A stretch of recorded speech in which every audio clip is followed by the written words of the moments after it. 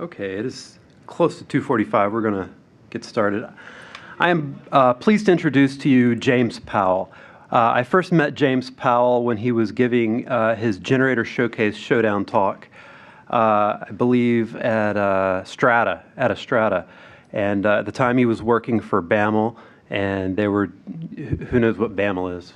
Bank of America Merrill Lynch. They're right out there. They're doing some really progressive things with Python. Have over 3,000 Python developers, but he was working for BAML at the time, and he got me giving talks on best practices, and so since then I've given a few talks at the Python meetup group and twice at PyGotham, and so I really owe a lot to James. He has since given talks on compiling Python 2 and 3 together. Quite impressive. He's also known for his bad puns and one-liners. And now he will address the issue of the century, I think. Does code quality really matter? Please welcome James Powell.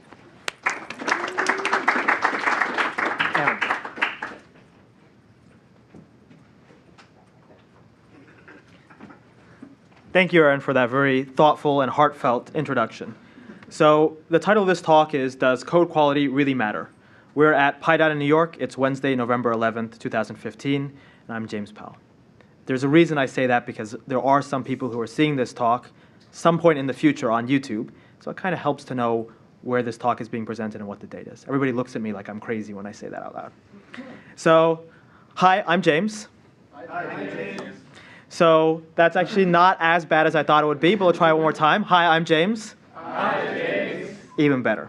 So this is one of the last talks I'm going to give this year. This is a talk that I gave this past weekend at PyCon Canada. The demo that I wanted to show for the talk failed. And when I tried to resurrect the demo, the backup demo failed. And then I had a third demo in my back pocket, which also failed. And about 15 minutes into a 30-minute presentation, everything was going wrong. It was an absolute catastrophe. I was so embarrassed. So I actually have PyCon Canada on the schedule with the cross out because it didn't work out. But hopefully it'll work out a little bit better for you. And I rejiggered a couple of things just to make this a little bit easier of a presentation to give. So I've given a lot of talks this year. This is about the second to last talk I'm going to give. I'm really glad to be here at PyData New York. This is the 12th PyData event we've hosted and the 12th PyData I've spoken at. I think it's been an amazing event so far, and I really would like to thank all of you for sticking around. Our program is not quite over, and I'd like if all of you could stick around. There's some really cool lightning talks at the end of the day, so hopefully you'll all be able to see those. So you might wonder, what on earth are you doing if you're giving talks at 12 conferences a year? Some of these are lightning talks, but what on earth might you be talking about? And Aaron mentioned a little bit about my background, but interestingly enough, I almost never talk about anything related to the finance industry or data science. I usually give what I call avant-garde talks. And if you know a little bit about the avant-garde, these are talks which are intended to provoke and offend the sensibilities. Thus, if you go back to the first slide, my email address and my Twitter handle. So bear in mind that I'm here to be a little bit provocative. Now, I'll go into a little bit of a meta talk, and I'll show you why that works or why that might be important. But before I do that, I want to show you a little bit of a demo. And it's a demo that sets the story for what I'm going to talk about. It's not intimately related to this topic, but it's something that I just wanted to show you a gratuitous demo. So some of you saw lightning talks on Monday. And on Monday, I showed off something that I was very proud of that I put together at PyTexas earlier this year. It is one of my worst and most gratuitous demos. Who saw the lightning talks?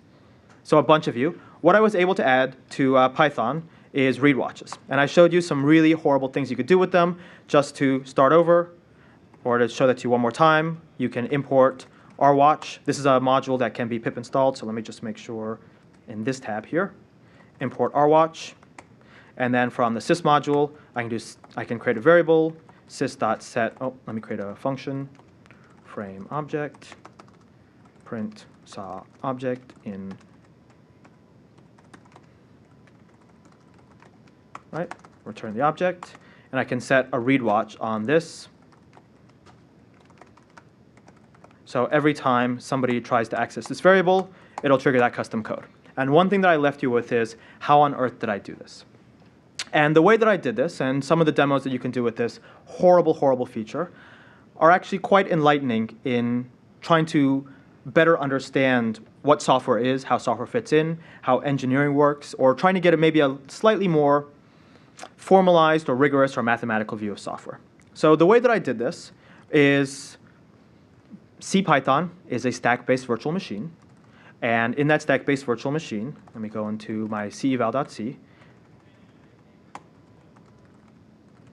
We have some, or actually in this virtual machine, we have some for loop that runs over all of our opcodes. And for every opcode, it just performs what the opcode would do. So one example would be binary multiply. And you can see when you try and multiply two things, it pops two values off the stack. It multiplies them together, and it sets that back onto the top of the stack. Well, every time you try and perform an operation on some variable in Python, it has to be on the stack somewhere. And you can see there are these macros, pop and top. So what if I just went into the macro, we have to start from the beginning, the macro for pushing something onto the stack and added some custom code there. So every single time you push something onto the Python stack, you can have a trigger. That's exactly what I wanted for a read watch. And so I added this. It was actually a fairly simple exercise to just add some code to trigger something. Now, the really wild thing is, here I have a patched CPython interpreter. And yet, in the demo that I gave during the lightning talk, I showed you that there were no tricks up my sleeve. And what I showed you was this demo working for an unpatched CPython interpreter, for a CPython interpreter that I built from source and had molested in no way whatsoever. All I did was pip install a module. And the deeper question is, how do you pip install patches to an interpreter? And it turns out it's very easy, and it's a little technique that I cooked up earlier this year. So I have a version of this where I have a, let's go into sideload, where I have a side-loadable version. And in the side-loadable version, we have our watch module. And you can see it adds some stuff to the sys module here. And you can see here, what I do is I hook PyEval framex. And it turns out it's actually really easy to just go into a C function in Linux or Mac and just add a trampoline and swap out C functions. And by this mechanism, what I can do is I can arbitrarily distribute, or I can distribute arbitrary changes to a CPython interpreter in a form that you can just pip install. So there's a couple of things that I've shown in previous talks and previous lightning talks where I added features to Python, where I tried experimenting with things. And I always thought the standard for how people judge these, or the standard for how these things enter into CPython itself, into the project itself, is that people write a PEP and they argue about it for months and months and months, and then somebody eventually has to write some implementation, and they argue about that for months and months and months, and at some point something gets done. And I thought it'd be much more interesting if you could just go and write a feature that did anything at all, added any kind of feature whatsoever to CPython, and you could make it pip installable by anybody out there. Get a bunch of users, and then short circuit some of the discussion. That said, you can see this is absolutely the most gratuitous demo I have. And it's the reason why I came up with this. I wanted to see what the worst thing I could possibly do with CPython was. I think the demo I showed you during lightning talks, where I do a read watch on the number 1 and return 2, so when I add 1 plus 1, it gives you 4. And when I assign it to a variable, I do 1 plus 1, and it gives you x. You want to see that again? OK, I'll show that to you again. That was neat. So that's easy. You just do a watch. And the watch is a frame object. And you say if is instance object and int. And the int is between 0 and 10.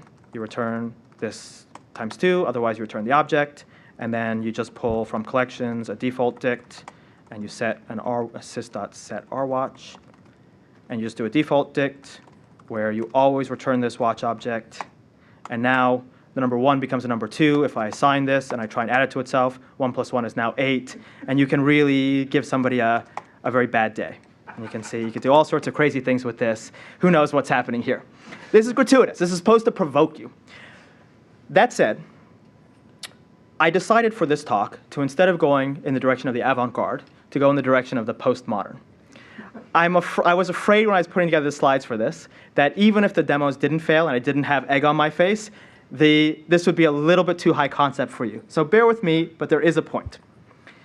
The question that I'm posing you for this talk is, does code quality matter? And the answer for that I can give you right now. If you're here and you're trying to watch a talk about does code quality matter, you already know the answer, which is no, it doesn't.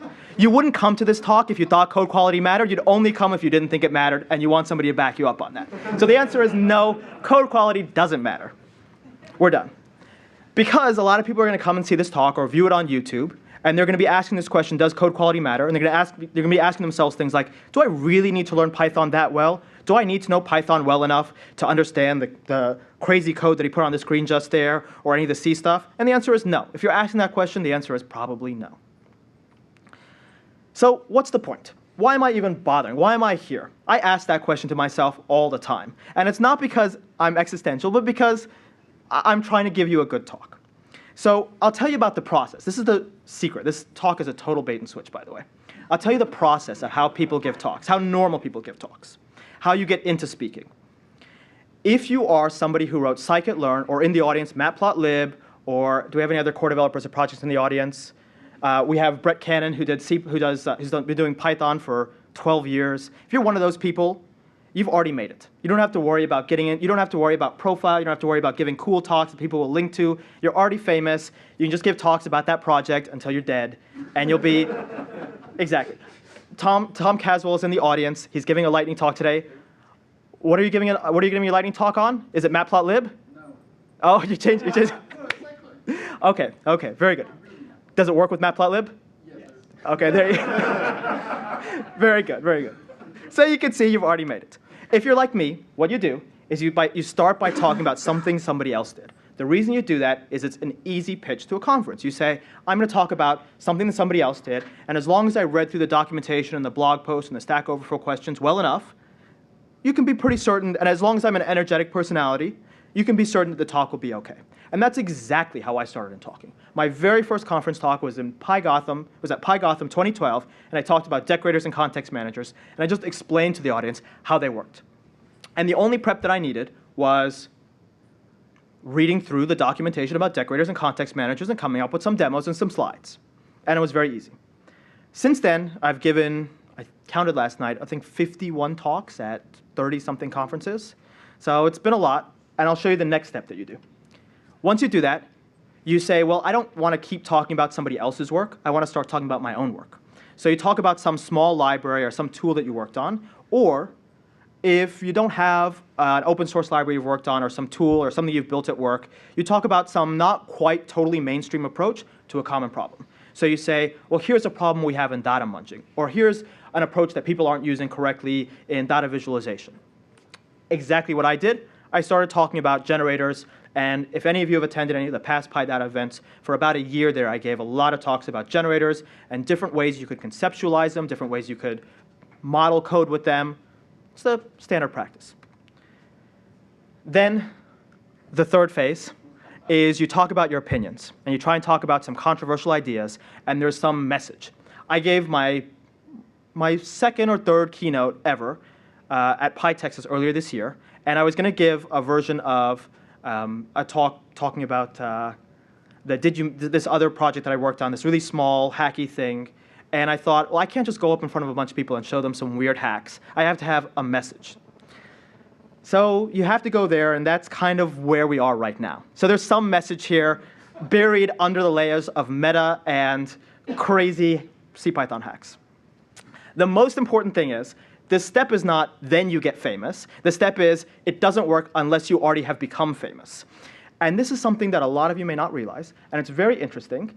What happens is, when you're famous, you have more bandwidth to communicate to people. So I've been giving these kind of talks for a while, and one difficulty is, when you're famous, you have a certain amount of bandwidth. So you can write a one-liner somewhere, and people will pore over that. They'll try and understand all the nuances and all the depth of it. And when you're not famous, and by the way, you do not want to be famous. There's a certain obligation that comes to fame.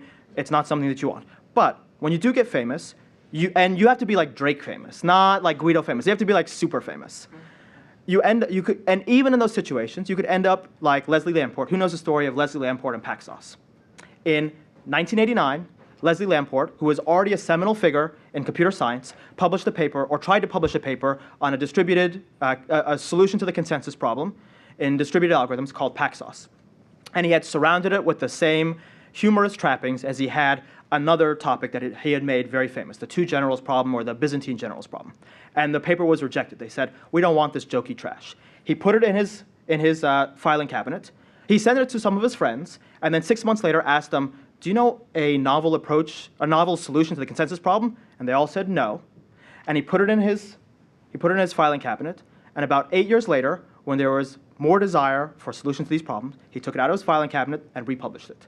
And it turns out that PackSauce is one of the, I would say it's one of the most exciting and one of the seminal developments in all of distributed algorithms. And it took him 8 years for anybody to notice it. So you do have to be famous for this to work. So if you come away from this talk having no idea what happened, don't worry, I won't be offended.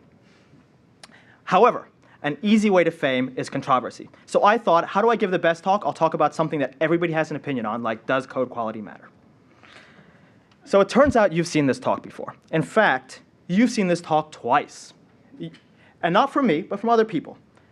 You've seen somebody say, does code quality matter? And they told you, yes, of course it matters. And they probably showed you something that if you need scalability or if you need time to market, or rather if you need these slides are a little bit swapped. If you need scalability or if you need to solve really hard problems, then code quality really matters. And you've also seen this talk before, and somebody said no. And they said something like, well, it doesn't really matter if the code is good or bad. What's most important is time to market, user experience. The code is just what we tell those trolls in the cave to do in order to make our customers happy. So you've seen this talk before, and they've given wildly different answers. Unfortunately, when you've seen this talk before, it probably wasn't even about code quality. It probably was about something else entirely.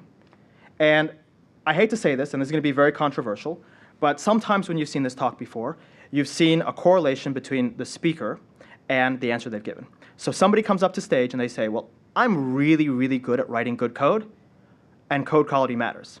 And then somebody comes up on stage and they say, I've dabbled a little bit here and there, but I'm a really good product person and user experience person, and it turns out that's more important. It turns out for everybody in the world, what's most important in the world also happens to be what they're good at. So that may hint at you a certain bias for where this talk is going, because I know a couple of things about Python. Most of these talks are about selling some agenda, that code quality is just a prop for selling that agenda, for saying user experience is important, code quality doesn't matter. It was meant to provoke you, meant to get you to start thinking about the issue, but it wasn't really about code quality. And I would say the reason for that is, and as you'll see, this is an issue that we need to deconstruct.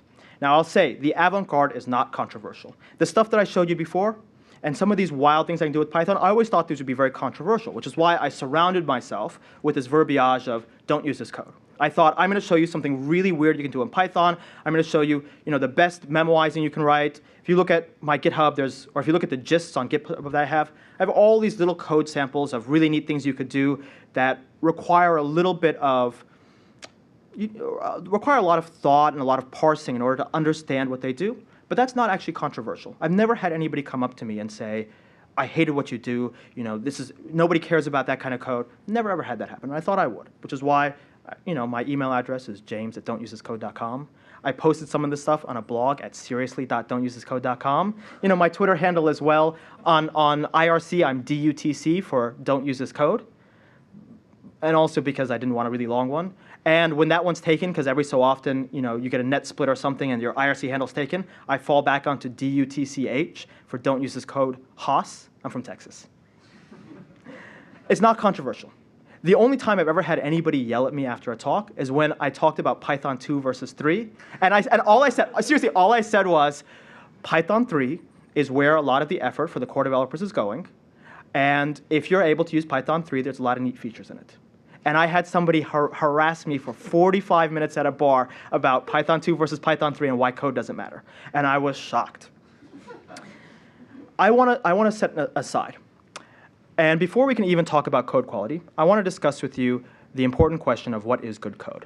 So who here in the audience has ever seen good code in their life? Who here in the audience has seen bad code? Who here in the audience works with data scientists? Yeah, and all of you have seen bad code too, huh? In the original version of these slides, I actually name-dropped a couple of libraries that we all know are not that great. But who here thinks they know what good code is? Who has some metric? Does it involve elegance? Does it involve understandability? I'm sure you all have some metric that you use. And it turns out all of your metrics can be described in one very easy, very simple way. Oops. Good code is code that I wrote, and bad code is code that you wrote. And every single time I've ever heard anybody talk about good code, it's always good code is this code, and also that's the code I wrote. And bad code is the code that you wrote. For example, unnecessarily complicated code is the code you wrote. The code that covers all the complex special cases and makes sure to really solve the problem fundamentally, that's the code I wrote. The code that's so self-indulgent and over-engineered, that's the code you wrote. But the code that scales and adapts to the problems that we're going to see in 5 months that we don't even know, that's the code I wrote. Every single time this topic comes up. It's like an interview. Every time you go to interview for a position, the questions that you're going to be asked are the questions which make you look the most like the interviewer. So if that person's a really good programmer, they're going to ask you programming questions. If they're not that confident about their programming skills, they'll ask you the more important questions, which are whatever they're good at. We see a lot of ourselves in this problem. So here's the question. Does code quality matter? The real answer to it is go away. Just go away. Don't ask the question. It's pointless. Every time you ask the question, you're going to be pushed towards one of these two extremes, and you're not going to be able to answer it. But that would be a really lame talk. If I just spent 25 minutes of your time telling you, no, there's no answer. There is an answer to this. And the answer to this is we need to deconstruct the question. If we really care about code quality, if we really care about understanding whether code quality matters or not, we need to actually have some semi-formal way to talk about code quality, to talk about what it is when we're writing code, to really analyze where it might matter or not matter. Because we've seen, in the different talks on this topic, we've seen sometimes people say code quality does matter, and they have very good reasons for it. They say, my startup could never have succeeded unless we made the right investments into these technologies. We would never have scaled to 20 billion users. That's not quite correct. We would never have scaled to so many users with only 17 employees. Or some people say, well, you know what? We pivoted 10 times, and the eventual market that we found was something that wasn't even related to the first thing that we were doing. The code quality of those first 19 approaches, it doesn't matter. What matters is execution time. And they're right as well. So it's clear that we can construct a scenario in which code quality does matter, and we can construct a scenario in which code quality does not matter. And if I were to tell you, well, code quality matters when it does, and it doesn't matter when it doesn't, that would be useless. It's tautological. Unfortunately, this question is useless, as it's specified. And we need to find a better way to think about this. This is the talk that I've been trying to give all year, which is how do we encourage better ways of conceptualizing topics that are important to us as software developers.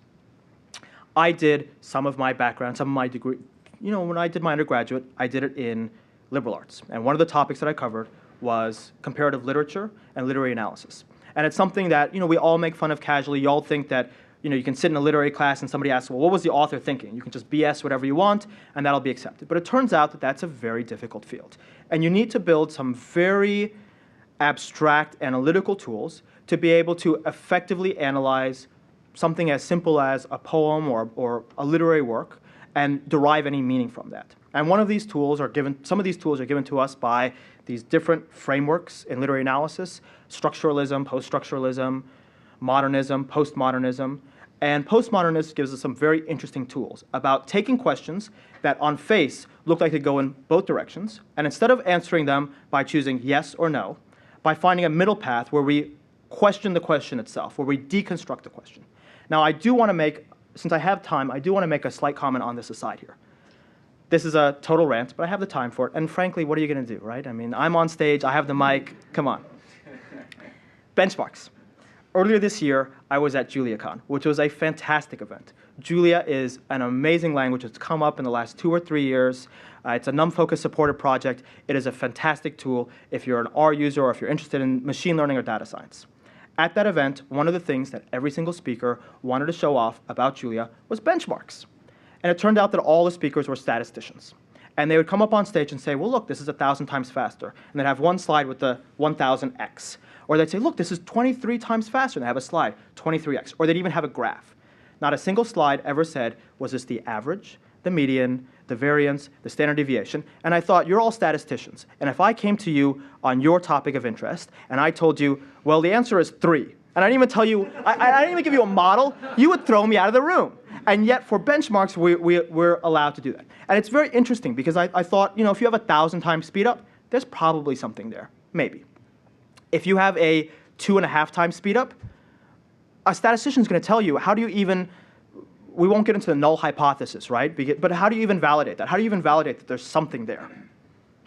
And so benchmarks, that's my mini rant. This is, look how many topics we're covering in this talk. This is amazing. We got some real good density of content here, but it's useless.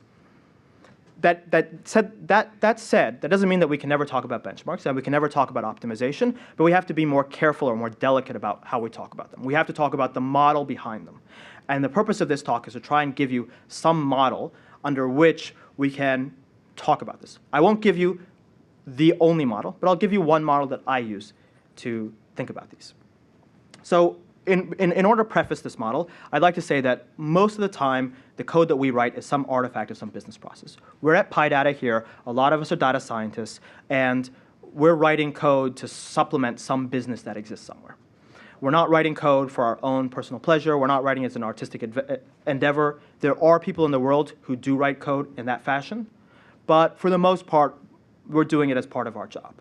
And I think that a lot of the time, some of the disagreement that we have about how code should be written doesn't really account for most programmers who are writing code in a professional environment are trying their best to solve some problem in that professional environment. They're trying their best to supplement some business process with that code, and that they do deserve a little bit of the benefit of the doubt. We shouldn't just bandy about things like, you're overcomplicating it.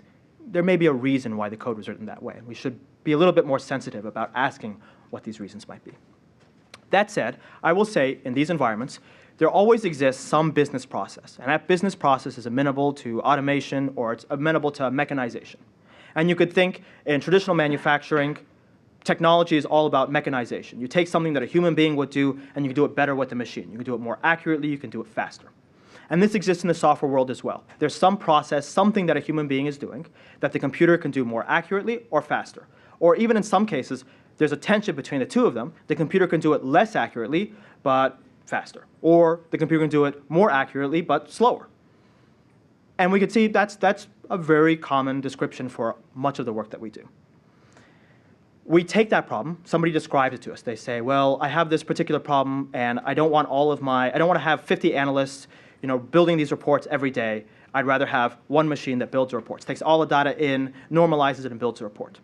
And so when we look at that, we say, how do we model this problem? And this is one area which I feel in professional situations we put almost no effort into. The actual process of understanding the model for the problem we're trying to solve. Because it turns out, and I've seen this happen so many times, it turns out that the world has, in the words of some postmodern theorists, has an infinite profundity. The degrees of freedom in the world, and especially when you're trying to solve a human problem, a problem created by human beings, have an infinite degrees of freedom. So some of these problems that we run into are localization, right? How many times have you found a very simple solution to a problem that assumed, that each element of a string is a letter and that things get capitalized in a consistent fashion? Or how about date time processing? That you assume that, one time comes before the other because they're lexicographically ordered. Or that you assume things like, there's no random gaps in date times, or that you can't add seconds here or add seconds there. A lot of the times, the problems that we're solving are human problems, and so they're completely unconstrained by any logic or any reason. And this is an enormous number of the problems we're trying to solve. How many people have tried to build a billing system, or, in the 90s, the typical project was, here, let's build a payroll system. And they suddenly realized that it's possible for you to have cycles in a payroll system, where somebody's boss is their own boss, or you can have all sorts of undefined behaviors. And it doesn't bug the human beings who created that system, but it makes for an infinite complexity for the people who are trying to program some solution to automate that system. What we see is that we always have to have some model, and that model always has to reduce the amount of information that can be expressed in the real-world system. So we take some very complex business problem, and we say we can, with a set of assumptions and a set of axioms, we can handle some subset of this in some reliable fashion that is tractable. We can actually, within our lifetimes, write the code to solve this. Once we do that, we encode that model in a programming language. Now, it turns out that there are many layers of models, and I would think that, I'll give you an example for how this works. When I was working in finance, actually I still work in finance, but when I was working at big bank finance, we worked on a lot of projects building large systems for trading desks. I always worked for the front office, and I was always working attached to a trading desk, and we had to build some system. And it turned out, in that circumstance, somebody was being paid money to pick up the phone and buy and sell things. Why they were being paid money, I don't know. But that was the business problem that we had, and our goal was to automate that, to apply computers to do something that the human beings can't. And one very easy dimension of that we could automate was, if you're a mortgage desk and you're trading a million things a day, there is no way that somebody can have on a piece of paper a list of all the things you traded and the profit or loss that you made. And it's a seemingly simple problem for a human being to delegate that work to a computer, which can process data in that form where it's mostly fairly regular. And it's a fairly reasonable thing that you could say, well, in order to supplement this business process, I need to have some reporting mechanism to do positions, P&L, and risk. That facilitates the business process. You hand that off to your development team, and they go wild. But in order to do that, you have to make some simplifying assumptions. And these simplifying assumptions are almost always wrong. And over the course of a trading system that might last for 10 years, each area where these are wrong will always show up. So an example from my career is we once had a system, and it assumed that fixed income instruments settled in one currency. So if you bought something in USD, it would settle in USD. So if you bought some instrument and you paid American dollars, that was the end of it. And when it matured, you'd get American dollars back. And only about 2 or 3 years in, we suddenly had some situations where you'd buy something in American dollars, and it would settle in 3 currencies. So you get a little bit of Canadian dollars, a little bit of Japanese yen, and a little bit of US dollars. And it completely broke the models that we had because we had some assumptions there. There are other assumptions that we typically make that seem very reasonable. So another one was the market value of a position is equal to how much you hold of it and how much a unit quantity is worth. And that almost every trade system I've seen makes that assumption. The market value is equal to the market price times the volume. But there's an assumption there. It's an assumption of linearity. And at one point, I had an opportunity to work on a desk that traded a very illiquid instrument. It was a mortgage instrument. And the more of it you bought, the price changed. So there was no longer a linear relationship between the market value and the amount that you held. It may be that if you held a lot of it, the price went up corresponding to that, as you started to trade towards the extent of the liquidity. And all of these assumptions were never spoken about and never acknowledged, and they were so core to the system that we were building that the moment we had a problem that broke this, it would break the system. We'd have to have some very gnarly hacks. And I feel that the problem here was that we failed to acknowledge up front some of the assumptions we were making. We failed to acknowledge the model that we had, and we failed to say to some business leader that the system that we built made these assumptions. If the circumstances have changed and these assumptions are no longer valid, we may not be able to use the system. Or we need some acknowledgement that this system is no longer applicable. Now, the solution to this, and the last step, just for completeness, is that we encode this in Python. And we may encode it using embedded DSL. So for example, in the case of pricing a portfolio, one thing we might realize is we have many instruments in our portfolio, and they may repeat. So you might have CDS, and CDS are bilateral contracts. And so each CDS is kind of unique, except they're standardized. And so given the same parameters for the CDS, the pricing should come out the same. Given the same recovery rate, given the same survival curve, it should come out the same. And so you can avoid a lot of redundant computations by building this as a graph and doing computations only for unique instruments, however you decide to define instruments. And you might build a graph yourself, and all of these big trading systems have some graph component somewhere. And the ways that you encode this graph component can be wildly different. So there are some large organizations where they build this graph as part of the modeling software themselves. Every instrument that they trade, whether a bond or a CDS, will have some price method, and that price method will call some other method, will call some other method, and the actual method chains in the software will be built into a graph that is then you apply some algorithms to cache and whatnot. At another organization I worked at, it was completely different. Everything was built off of a price, and so the price of something was just you pull some curve that represents its price. And then behind the scenes, there was a graph that would tell you if you change this curve in this way, it triggers a change here. And that was a graph. It was a graph built in XML, and it would represent the derivation rules for how a bump to a survival curve changes something over here. It was exactly the same model, but it was encoded in a very different way. And everything that one piece of software could do, despite looking very different than the other piece of software, they could do the exact same things and they had the exact same restrictions. But the encoding was different. I think that in many cases, the different encodings that we see amount to spelling. They amount to, we have some Canadians in the audience who have been gracious enough to join us. And there are cases in which Canadians spell, and we have an Australian in the audience as well. So there are situations where Australians and Canadians spell things a little bit differently than Americans. And there can be an argument as to whether this is a better or worse spelling, but for the most part, it's just a different spelling. There's really no, unless somebody in the audience really wants to object, a U or no U doesn't matter too much. For a lot of dynamic languages, and especially for languages oriented around protocols, these different encodings, these different spellings, don't really matter that much. So you can already see that we're getting a much richer answer to our question. Does code quality matter? Well, I'll show you an example of this. And so this is a common example in Python. Python is a very protocol-based language, and you can see, people go wild about generators. And I gave so many talks about generators. And you could see, you could write a generator in this way and a generator in this way. There are some subtle differences between the two, but the only real difference between the two of these is notational. Or I'd say the most major difference between the two of these is notational. And these two different spellings for the same concept, you could probably swap one for the other, and it wouldn't make that much of a difference. It turns out that this deconstruction of the question, I think, gives us a much richer answer to the question. That is, if you're asking about code quality, in the case of how do I spell this thing, well, once you've restricted yourself to answering at that level, you can often make a very specific complaint about the code. You can say, well, I'd rather do this because it's notationally simpler. It's less code, it's easier to read, and if you understand what a generator is, that's fine. And it does require that maybe some newbies on your team who don't know what generators are might have to learn what generators are. And they might have to go beyond what, some very basic Python that they might have learned. You could make an argument for this, and you can say, well, I don't really want to make an argument for this, but but you could potentially. And you can make a very targeted and very specific argument that's better than, well, I wrote this one and go away, versus you wrote this one and I don't want to know what a generator is. I don't want to have to know that. This is the point of this talk. How do we talk about code? How can we answer the question of whether code quality matters in a richer fashion? How can we build a framework for thinking about this where we can answer this in a very specific fashion? So, and it's totally tautological to just say, well, sometimes it matters, sometimes it doesn't. Instead, with some framework, we can answer these questions more specifically. So, for example, in the case where you say code quality definitely matters, without the right code quality, my startup couldn't have scaled to the millions and millions of users they have without having to hire lots of people.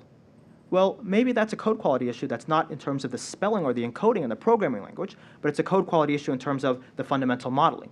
Maybe somewhere along the way, somebody made the right, say you're building a platform like Twitter. You can think very easily that the right model for how messages move within that platform can lead to something that can scale very nicely. And the wrong way for modeling that can lead to something that can scale very poorly. We even see this in programming languages themselves. Certain models for programming languages lead to languages that are very easy to optimize, and certain programming models for languages lead to languages that are not very easy to optimize. And at that level, you could definitely say, well, the code quality does or does not matter.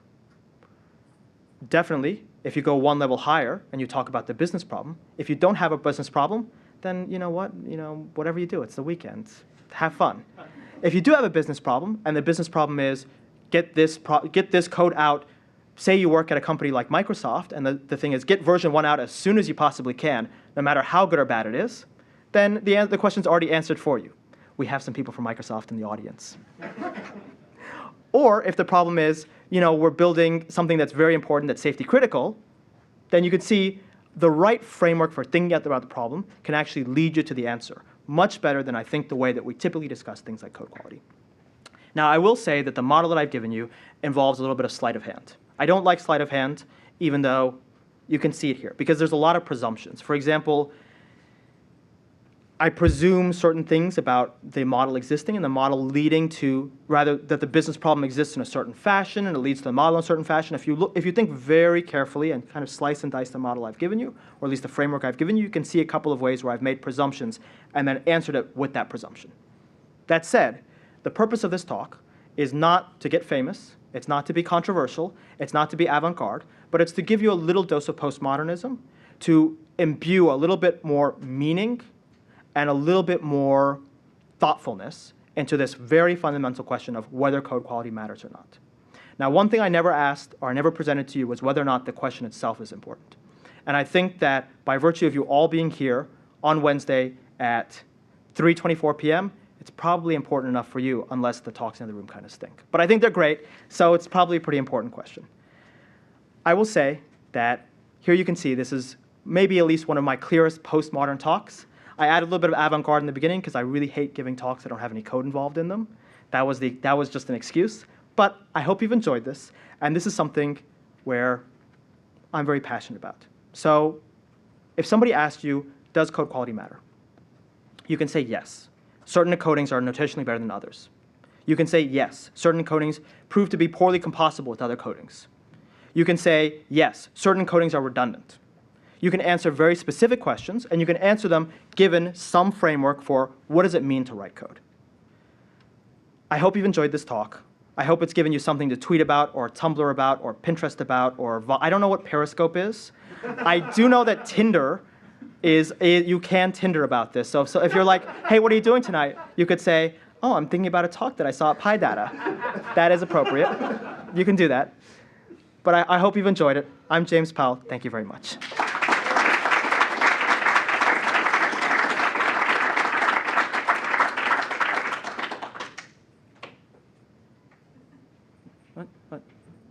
Do people have, nobody has questions. Nobody ever has questions for talks. Okay. Come on, shut them out.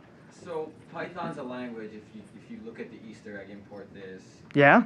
Guido says there's often one way and only one way to do things. Yeah, but that's not right? I mean, there's actually many different ways to do things. Right, but there's only one correct way. I think what that means is, So I think actually, given a specific model for the problem you're trying to solve, there often is one obvious way. So one common thing is, let's say we're doing something manipulating paths on a system, right? The way that we typically do it is we might do it with just a string, and say you want to split up the components of a path. You take a string and do .split on a slash. And that's the one right way to do it if you're able to make the assumption that a path is just a string of characters with a slash in it, right? And then when you make that problem more sophisticated, you say, well, actually, I want to work on other platforms where they don't have a slash going in the same direction. You might make a more sophisticated approach and say, OK, I'm going to use os.path or pathlib or something like that. Right. So for the different layers of the types of problems, I think Python is very nice at giving you a way to solve it with that assumption. There was a conversation in the hallway earlier about strings in Python. And you could say, for certain ways that you think about strings in Python, the built-in string might be appropriate. If you think about it as some sequence of characters that you manipulate in a particular fashion, just regular old strings are enough. If you need to think about them in a slightly more sophisticated fashion, maybe you need to start introducing your own string library or your own library there. But targeted on some model where you have knowledge of how simple of the problem do I want to solve, how easily do I want to solve it, you can do that. And I'll say that if you ever sit in any of the classes I give, do a lot of corporate training, you'll see that in the way that we present the examples, we'll always present the example with the simplest approach first, and there's usually one right way to do it. And then we'll say, well, consider this, this, and this corner cases. That expands the problem you're trying to solve and also expands the code. Michael. How do you feel about things that are trying to come up with empirical measurements of code quality? Like cyclomatic complexity?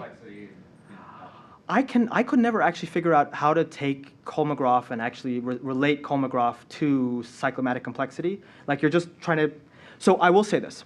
I think that I had an opportunity to look over a lot of metrics for software quality that I don't think anybody actually uses in practice. Things like measuring definition use pairs, looking at definition clear paths, some formalizations. I had a textbook that I was going through, and nobody seems to ever do that. But I thought these might be interesting ways for us to guide or add a little bit of additional information. I think one big problem that we have, by the way, code reviews are garbage. Yeah. Most code reviews are just people expressing their own political will, right? Like I like you, so go ahead, or I don't like you, and don't go ahead. And I think that as you start to do things like add metrics to that, you get over-focused on the metric. I think the only way to do a code review is when both parties are equally invested in the code actually working and being in production and also being completed. So it's not just keep submitting me the code review until you guess what I want. But has anyone ever had that situation? Just keep submitting the code to me until you're able to guess exactly what I'm looking for, even a core Python developer. Right? These could be guiding forces, but it's very important to not let them lead you astray. Other questions? Ah, this is the best question and answer I've ever had. I need to give more. So, yes, please. Can't we think of coding? I mean, speaking of meta, can't we just think of coding as, in fact, language, right? As expression of ideas, and there is a value to being articulate. But I guess a more concrete statement would be to say, certainly within language you have grammar. Grammar needs to be correct. Within the degrees of freedom that grammar provides you, right, publication houses for the longest time of various sorts have had style manuals saying, you know, the rest of the universe do what you will, but for our purposes, for what we do and how we think about things, you know, we narrow down. I think that's a fantastic and very specific question. One thing that I'm personally very averse to is talking about computer languages in the same way we talk about human languages. I think human languages are a lot richer and a lot more complicated than programming languages are. Even though sometimes we can talk about fluency in both and things like that, I feel we're underselling human languages. That said, PEP 8. Everybody loves to like install Flake 8 and say, oh, this is not PEP 8 compliant. But the thing is, in my view, PEP 8 is how you want to write code to satisfy somebody who's approving your code that's part of the CPython standard library approval or code review mechanism. And so I agree. For things like coding standards is, if you're an engineer, your job as an engineer is to subordinate yourself to some higher purpose, some business objective, right?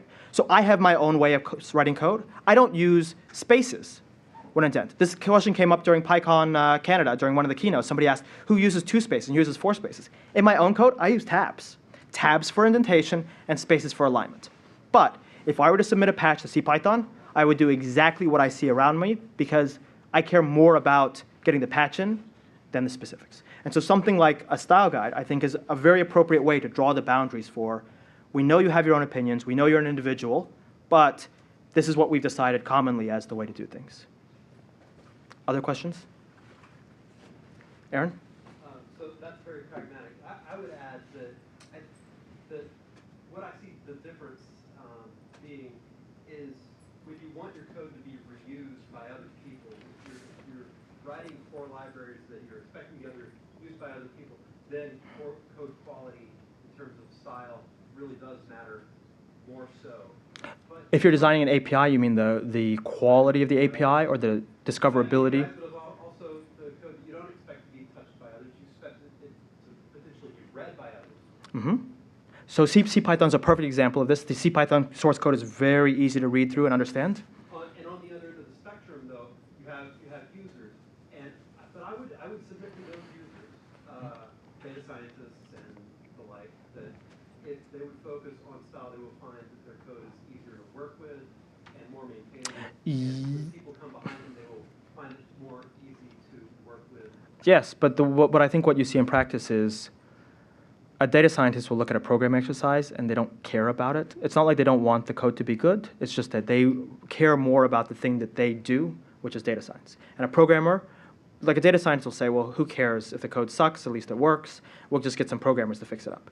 And a programmer will look at the code and will look at the same project and say, well, the code's what's most important. The data science, I just pull out of a book. I just, from scikit-learn import model.train, and I'm done, right? And so there is this contention between the two of them. But I don't think that one side is necessarily right or wrong. I think there's some very unexplored assumptions behind the two. You're right in some specific cases, though, when you're talking about things like APIs, then the design of the API matters. But I would say that if you're talking about things like Python for humans and APIs like that, just as important as the way that the API looks, the way the function calls are named, is the fundamental model that the API exposes, which I think is something that people consistently ignore. Because who here has worked at some organization where you had many different asset masters or corporate actions databases, and somebody said, well, can't we have one central repository for all the things that can happen to a company, and you just query it? And there turns out there's some very large information companies in the finance industry that are trying to build like one standard corporate actions database for this company split into these companies in this fashion. But what they seem to fail to realize is the way that we want to deal with that information in a tractable fashion is usually specialized to a problem we want to solve. And so the reason we have this proliferation of these different asset masters is that sometimes what we consider to be a fungible asset is different. Sometimes the fundamental model of what we talk about is different. Sometimes two bilateral contracts with the exact same terms are the same. for example, in the case of pricing, and other times they're different if you're looking at them in terms of different position line items. So APIs, I think the API problem is a lot more subtle than just, did you use a decorator rather than wrap it yourself, or did you use 4 spaces? I think we're out of time, but I'm glad that you enjoyed my talk. I really enjoyed presenting, and please stick around for lightning talks. We have some really good lightning talks. Thank you so much.